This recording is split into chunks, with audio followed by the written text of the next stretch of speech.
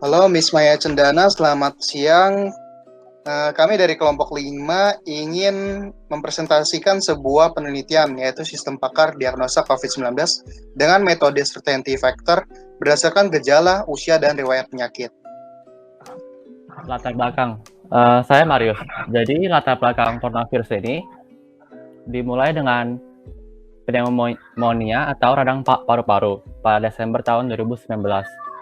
Kasus ini diduga berkaitan dengan pasar hewan di Wuhan yang muncul berbagai jenis daging yang tidak biasa seperti ular, kelelawar, dan lain-lainnya. Kasus infeksi pneumonia misterius ini memang banyak ditemukan di pasar hewan tersebut. Virus COVID ini diduga dibawa kelelawar dan hewan lain yang dimakan manusia. Lalu kita lanjut ke rumusan masalah. Yang pertama, bagaimana sistem pakar mendiagnosa penyakit COVID-19. Lalu yang kedua, bagaimana merancang dan membangun aplikasi sistem pakar yang mampu mendiagnosa COVID-19 secara cepat dan tepat. Yang ketiga, bagaimana sistem pakar ini mendiagnosa COVID-19 yang berdasarkan usia dan riwayat penyakit dengan menggunakan certainty factor. Lalu selanjutnya kita ada pemilihan algoritma dan metode. Dalam penelitian ini, kami menggunakan algoritma expert system. Menurut kami, algoritma ini cocok untuk menentukan virus COVID-19, di mana membutuhkan sistem yang menggantikan ahli.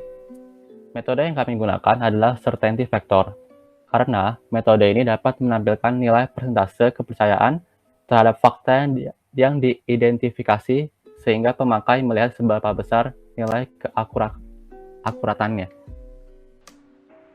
Lalu selanjutnya ada landasan teori. Di landasan teori ini ada 4, yaitu ada mengenai COVID-19, lalu mengenai expert system, lalu mengenai flowchart, dan certainty factor. Ya, halo, saya Kelvin Johnson. Jadi virus COVID-19 itu apa? Virus COVID-19 atau virus corona atau disebut dengan Severe Acute Respiratory Syndrome Coronavirus 2 atau singkatannya disebut dengan SARS-CoV-2 adalah virus yang menyerang sistem pernapasan. Penyakit karena infeksi virus ini disebut dengan COVID-19. Virus corona bisa menyebabkan gangguan ringan pada sistem pernapasan, infeksi paru-paru yang berat, hingga kematian. Halo, perkenalkan nama saya Bunga Astari Rahmawani. Saya akan menjelaskan apa itu expert system. Sistem pakar atau expert system adalah sebuah program komputer yang dirancang untuk mengambil keputusan seperti keputusan yang diambil oleh seorang pakar, di mana sistem pakar ini menggunakan pengetahuan atau knowledge, fakta dan teknik berpikir dalam penyelesaian masalah-masalah yang biasanya hanya dapat diselesaikan oleh seorang pakar dari bidang yang bersangkutan. Dari pengertian tersebut bisa diambil kesimpulan bahwa sistem pakar adalah software yang dirancang untuk menyelesaikan masalah kompleks yang hanya bisa dikerjakan oleh para tenaga ahli di bidangnya saja. Oke, saya Renaldi Ricci. Kenapa sistem pakar ini lebih efektif dalam metode certainty factor, bukan forward chaining? Kenapa? Karena kalau berdasarkan kita menggunakan forward chaining, di mana itu kita berdasarkan fakta yang sudah ada. Contoh misalkan cancer atau penyakit yang lain, contohnya TBC, itu sudah ada gejala-gejala yang sudah pasti. Sedangkan virus corona ini termasuk virus yang baru. Jadi banyak kemungkinan yang terjadi dan kita belum bisa menemukan kepastian dari gejala-gejalanya. Makanya itu kita menggunakan metode certainty factor. Nah, metode certainty factor itu apa sih? Metode ini berguna untuk membuktikan apa suatu fakta itu pasti atau tidak, yang berbentuk metrik yang biasa digunakan dalam sistem pakar. Nah, metode ini sangat cocok untuk sistem pakar yang mendiagnosa sesuatu yang belum pasti. Contohnya penyakit COVID-19 ini. Nah, untuk perhitungannya simpel, kita berdasarkan dari gejalanya. Nah, gejalanya itu diambil dari 2, yaitu kita bisa ambil dari CF user atau CF pakar. CF pakar itu bisa termasuk dari CF rule. Nah, CF user ini berdasarkan dari pemilihan si user. Misalkan dalam satu gejala, contoh, si user mengalami demam, apakah pasti, tidak pasti, atau tidak, itu memiliki poinnya tersendiri. Itu dimasukkan dalam nilai CF user. Nah, sedangkan CF pakar atau CF rule, itu berdasarkan dari ahli.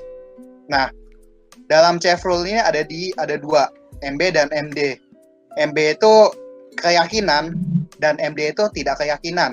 Nah, maka untuk menghitung CF-nya itu yaitu berdasarkan dari nilai poin CF user dikalikan dengan CF rule. Nah, CF rule ini terdapat dari rumusnya rule sama dengan MB kurang MD. Nah, kita sudah mendapatkan dari perkalian itu kita mendapatkan CF. Nah, CF ini nilai dari satu gejala, bukan semua gejala. Jadi untuk kita menghitung nilai pasti semuanya, jadi untuk menghitung certainty factor ini ada perhitungannya lagi setelah satu gejala itu. Jadi kita mengcompare dua gejala, kemudian di-compare lagi dua gejala, kemudian di-compare lagi dengan dua gejala. Misalkan dalam suatu diagnosa, kita memilih contohnya dalam COVID-19 dari yang jawaban si user, ada 4 gejala. Jadi untuk perhitungan pertamanya, kita menggunakan CF combine. CF combine ini, CF old itu adalah gejala yang pertama, kemudian ditambah CF gejala. CF gejala ini gejala yang kedua, berdasarkan nilai dari CF ini. Jadi CF old ini CF gejala pertama ditambah gejala kedua. Kemudian dikali 1 kurang CF old. CF old ini gejala yang pertama. Dan dihasilkannya lagi sama dengan CF combine. Nah, CF combine itu CF yang barunya lagi. Nah, untuk next compare-nya lagi, CF combine ini kita tambahkan dengan gejala yang ketiga sampai seterusnya. Selanjutnya kita bisa langsung cek langsung melalui programnya saja. Flowchart. Flowchart adalah suatu bagan dengan simbol-simbol tertentu yang menggambarkan urutan proses secara mendetail dan hubungan antara suatu proses instruksi dengan proses lainnya dalam suatu program yang terdiri dari input, proses, dan output. Berikut adalah flowchart aplikasi. Jadi kalau kita memulai, maka kita akan memasuki yang pertama yaitu start. Lalu kita harus menginput umur, dan setelah input umur, maka kita harus menginput gejala, lalu input riwayat penyakit dan gejala, lalu kita masih isi apa aja nih keluhannya. Itu tidak boleh kurang dari 2. Jika kurang dari 2, maka dia akan balik lagi ke input umur. Dan jika pernyataan yang kita keluh tadi, jika lebih dari 2, maka akan masuk ke proses selanjutnya, yaitu proses perhitungan diagnosa dengan algoritma sistem pakar. Dan jika udah dihitung, maka akan ke proses selanjutnya yaitu output, memunculkan sebuah hasil diagnosa dari yang telah kita pilih tersebut.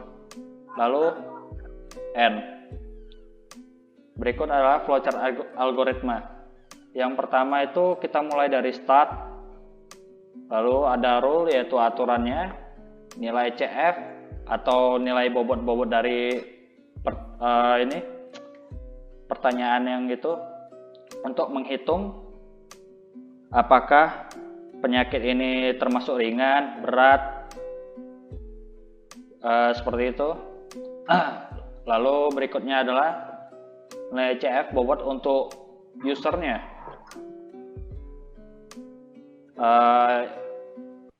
Nilai CF bobot untuk user ini maksudnya pertanyaan-pertanyaan yang telah diisi lalu bakal dihitung ke proses perhitungan CF, dan di proses perhitungan CF tersebut akan dikalkulasikan seberapa parah penyakit yang dideritanya tersebut, maka akan diproses ke hasilnya. Lalu setelah muncul hasilnya, lalu N. Di sini ada perancangan sistem. Perancangan sistem menggunakan pemodelan UML atau sebagai teknik untuk pemodelan desain program berorientasi objek. Pemodelan UML akan memudahkan dalam membaca alur dari aplikasi yang dibuat serta aktivitas apa saja yang ada pada aplikasi ini. Nah, di sini ada use case diagram. Di sini ada 2 aktor, user sama ahlinya, si expertnya. Lalu si user ini menginputkan diagnosanya atau diagnosisnya, lalu si expertnya ini mengasih tahu kan pengetahuannya, knowledge-nya. Nah, di sini ada activity diagram user. Di sini ada 2 inputan atau 2 aktor. Yang pertama ada aktor user sama sistemnya. Lalu dia start. Lalu pas dia udah start, user itu bisa login atau daftar atau sign up. Lalu si user ini memulai diagnosa. Terus user inputkan gejala yang dia rasakan. Terus si sistem ini mengecek nih, apakah inputan sudah terisi. Jika misalkan belum terisi minimal 2 gejala, dia akan balik lagi ke inputan gejala yang dia rasakan. Namun kalau misalkan dia sudah menginputkan 2 gejala, si sistem ini akan menghitung diagnosis dengan metode certainty factor ini dengan rule-rule yang sudah ada. Lalu sistem ini langsung menunjukkan hasilnya diagnosa penyakit kepada user. Selesai. Lalu di sini ada activity diagram admin. Di sini ada 2 inputan, admin dan sistem. Ya, admin bisa login, lalu admin membuat data gejala, penyakit, dan rule-rule yang ada. Lalu dia dibalikan ke sistem bakal ngecek apakah data semua sudah terisi. Kalau enggak, kalau dia belum diisi sama sekali, dia bakal balik lagi membuat gejala, data, dan rule-rule yang ada. Lalu sistem ini akan menghitung diagnosis dengan metode certainty factor dan rule yang sudah dibuat. Lalu sistem bakal membalikkan ke admin. Admin dapat menghapus data, gejala, penyakit, dan rule yang ada. Lalu admin akan menampilkan data sesuai data yang ada di tampilan user tersebut. Ya, di sini ada sequence diagram.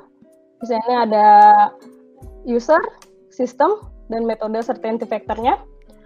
User pertama kali dia akan login, dan sistem akan mengecek apakah si user ini udah terdaftar atau belum. Lalu jika dia sudah terdaftar, sistem akan membalikkan ke user kalau login itu dia berhasil. Namun, kalau misalkan dia belum terdaftar, dia akan ada inputan atau tampilan yang bilang kalau dia belum terdaftar atau salah password on username. Oke. Habis itu user input gejala diagnosis, maka sistem akan langsung ke si metode certainty factor ini.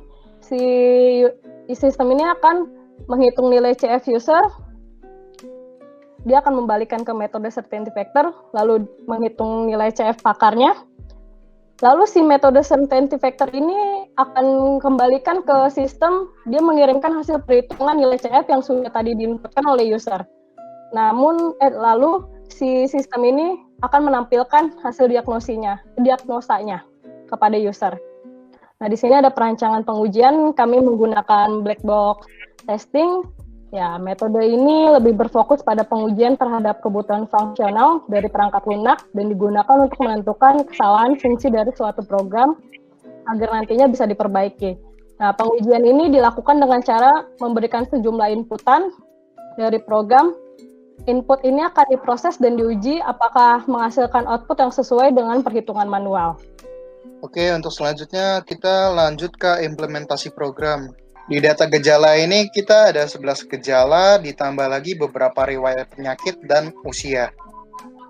Nah, untuk data gejala ini kita ambil berdasarkan pakarnya, itu WHO dan CDC. CDC itu Center of Disease Control and Prevention. Kemudian selanjutnya untuk riwayat penyakit ini kita juga ambil berdasarkan Worldmeter. Untuk perhitungan dari kasus corona ini, penyakit apa saja riwayatnya yang membawa lebih besar terhadap corona yang lebih parah. Kemudian kita juga mengambil data di usia berapa saja corona ini membahayakan bagi usia tersebut. Selanjutnya kita masuk ke rule atau relasi. Nah, di rule atau relasi ini kita ada PO1, PO2, PO3. PO itu penyakit pertama itu flu biasa. Kita diagnosa dua jenis, flu biasa dan COVID. Namun COVID-nya itu ada 2, COVID biasa dan COVID yang berat. Nah, untuk nilainya MB dan MD ini untuk kasus gejala yang sama terhadap misalkan flu biasa, COVID biasa, dan COVID yang berat, untuk yang flu biasa kasusnya untuk nilai MB dan MD lebih kita perbesar untuk kasus gejala biasanya. Dikarenakan misalkan si user memilih demam dan sakit tenggorokan, otomatis kemungkinan itu larinya langsung ke flu biasa. Kalau misalkan kita MB dan MD-nya kita perkecil flu-nya, sedangkan coronanya MD dan MD-nya kita perbesar, otomatis jika user memilih demam dan sakit tenggorokan, itu akan lari ke corona. Untuk itu mengapa kita memilih kasus gejala yang umum, kita untuk yang flu biasa kita perbesar nilainya. Next, lanjut ke dashboard-nya ke si user. Kita masuk ke login halamannya user. Nah, kita langsung tes mulai diagnosa. Nah, coba kita tes berdasarkan gejala. Misalkan demam, kita tes gejala umum ya. Demam, sesak napas, dan sakit tenggorokan. Sakit tenggorokan. Oke. Langsung kita lanjut. Hasilnya COVID biasa. Kenapa COVID biasa? Karena ada gejala yang berbeda dari antara flu biasa dengan COVID-19. Flu biasa itu tidak ada sesak nafas, sedangkan COVID-19 itu ada sesak nafas. Makanya itu kenapa kita bisa mendiagnosa sebagai COVID-19 biasa. Nah, coba kita tes lagi.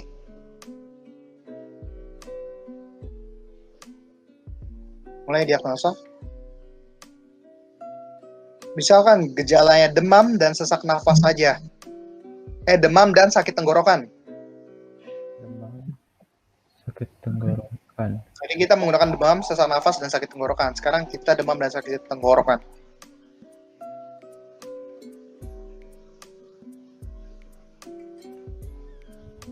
Nah, ini presentasinya 63% flu biasa. Kenapa flu biasa? Karena ini merupakan gejala umum. Karena flu biasa dan COVID-19 memiliki gejala umum seperti demam dan sakit tenggorokan. Jadi kita lebih kepada flu biasa. Namun presentasinya hanya 63%. Masih ada presentasi 40% kemungkinan corona. Selanjutnya kita next coba lagi uji coba.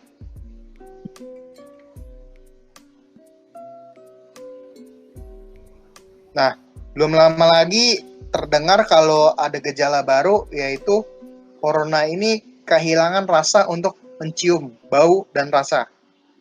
Coba dipilih yang itu. Nah, dan banyak banget kasus diabetes mellitus di Indonesia, penyakitnya terjadi kepada mereka. Coba kita pilih yang itu. Nah, bagaimana jika usianya di atas 45 tahun? Kemudian dia mengalami sesak nafas dan demam.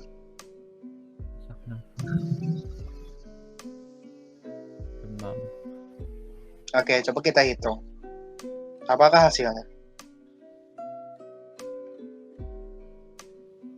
Hasilnya COVID-19 berat atau parah. Presentasinya 93%. Kenapa? Karena untuk orang yang memiliki penyakit riwayat bawaan itu lebih rentan terhadap COVID-19 karena itu langsung menyerang pernafasan mereka. Oke, next kita akan melakukan persentase keberhasilan. Di sini kita akan menguji 5 percobaan. Kita mulai dari percobaan pertama. Di sini kita sudah menentukan hasil inputannya, lalu kita tes di program websitenya. Di sini kita ada batuk berdahak, kurang yakin. Lalu hidung tersumbat, cukup yakin. Lalu bersin-bersin, cukup yakin. Nah ya, jika sudah kita akan lanjut. Hasilnya itu flu biasa 95,392%. Lalu kita akan cocokkan dengan hasil yang sudah dihitung. Nah, sini percobaan pertama hasilnya sama. Lalu next kita ke percobaan kedua. Di percobaan kedua ini kita ada sesak nafas sedikit yakin. Tambah lagi.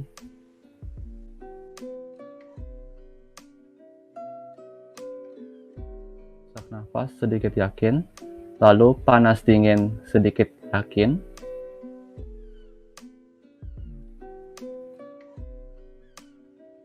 Lalu kehilangan rasa dan bau kurang yakin. Lalu usia 45 tahun, cukup yakin. Dan memiliki riwayat penyakit jantung, cukup yakin. Lalu kita proses. Di sini kita mendapatkan hasil COVID-19 parah atau berat senilai 93,322,7008%. Lalu kita bandingkan dengan hasil yang sudah dihitung. Ya, di sini kita memiliki hasil yang sama. Lalu kita next ke percobaan ketiga. Dengan hasil inputan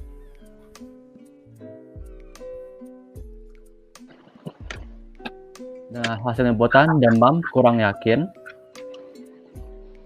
Lalu sesak nafas kurang yakin. Lalu sakit kepala cukup yakin. Lalu kehilangan rasa dan bau sedikit yakin. Jika sudah, kita lanjut. Di sini kita memiliki hasil COVID-19 biasa senilai 70,534114%. Lalu kita bandingkan dengan hasilnya. Ya, hasilnya di sini sama juga dengan percobaan ketiga. Next kita ada percobaan keempat. Di sini kita hanya memiliki dua inputan, yaitu batuk kering kurang yakin dan tidak enak badan sedikit yakin. Dan kita lanjut. Di sini kita memiliki hasil COVID-19 biasa senilai 47,52%. Lalu kita bandingkan. Di sini kita mendapatkan hasil yang sama. Lalu percobaan kelima atau percobaan terakhir dengan inputan user, demam kurang yakin.